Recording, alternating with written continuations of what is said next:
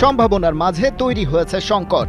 প্রবাসী ফুটবলারদের যে গ্রুপটা এসেছিল ট্রায়ালে, তাদের মধ্য থেকে শর্টলিস্ট তৈরি, কিন্তু খেলাযোগের কাছে এক্সক্লুসিভ খবর, এরই মধ্যে অভিভাবকদের সাথে বাফুফের তৈরি হয়ে গেছে দ্বন্দ্ব।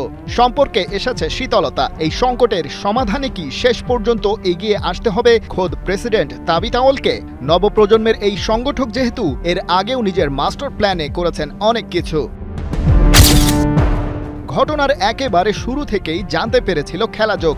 গত ২৮ থেকে ৩০ জুন অনূর্ধ্ব ১৯ ও ২৩ দুটি বয়সভিত্তিক পর্যায়ে ৪৯ জন ফুটবলার ট্রায়াল দিয়েছিলেন।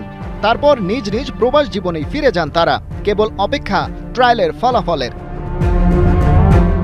অবশেষে বাফুফে থেকে কল যায় শর্টলিস্টেড ফুটবলারদের কাছে। জানানো হয় চলতি মাসের শেষ দিকে অনূর্ধ্ব ২৩ এশিয়ান কাপের প্রাথমিক ক্যাম্পে যুক্ত করা হবে তাদের। নির্দেশনা দেয়া হয় বিমানের টিকিট, ট্রাভেল ও প্লেয়ার্স এঙ্গেজমেন্ট সংক্রান্ত ডকুমেন্টস তৈরি রাখতে। ফাইনাল কলের সাথে সাথেই যেন চলে আসতে পারেন ঢাকায়।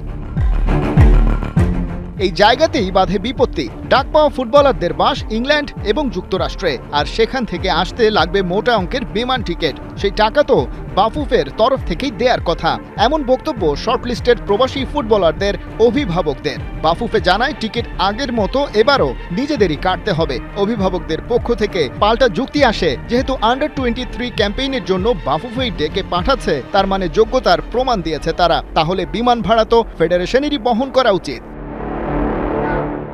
অবশ্য এই কথারও প্রতি উত্তর ছিল বাফুফের কাছে। জানানো হয়েছে অনূর্ধ্ব ২৩ দলের প্রাথমিক ক্যাম্পে ডাক পাওয়া মানেই এশিয়ান কাপের যুব দলে জায়গা পেয়ে যাওয়া নয়। এই ক্যাম্প থেকে ফের হবে চূড়ান্ত সিলেকশন। প্রবাসীদের কেউ যদি জায়গা পেয়েই যায়, তবে শুধু তাদের বিমান ভাড়া ফেডারেশন পরিশোধ করবে।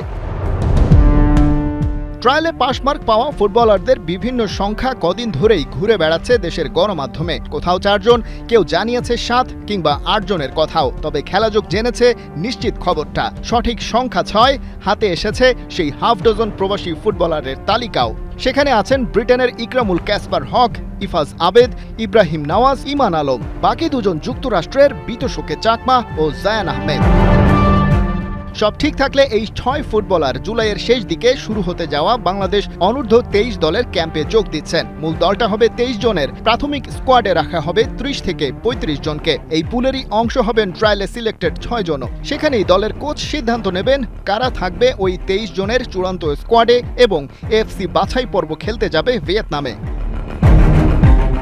সেপ্টেম্বরের ১ তারিখ থেকে শুরু হয়ে যাবে সেই লড়াই। হাতে সময় বেশ কম, তবে এখনও দলের হেড কোচ নিয়োগ করতে পারেনি বাফুফে। তার উপর ফ্লাইট টিকিটের টাকা নিয়ে প্রবাসী ফুটবলারদের মা বাবার সাথে বাফুফের দর কষাকষি ঝুলে আছে মাঝপথে। এই সংকট সমাধানে ফেডারেশনের জন্য শেষ ভরসা ওই মাস্টারমাইন্ড তাবিথ আউয়ালই।